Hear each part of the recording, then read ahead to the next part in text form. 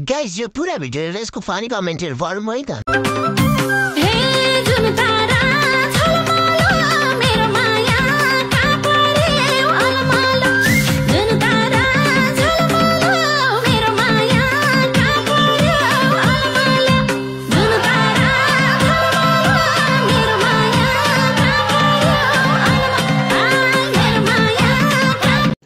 रुको जरा सबर करो। पक्कै पनि स्कुलमा पिटी खेलाउने सर हुनुपर्छ।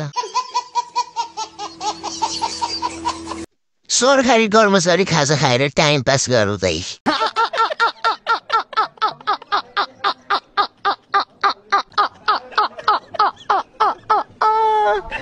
यतिको एनर्जी त रेड बुल खाएर पनि आउँदैन होला।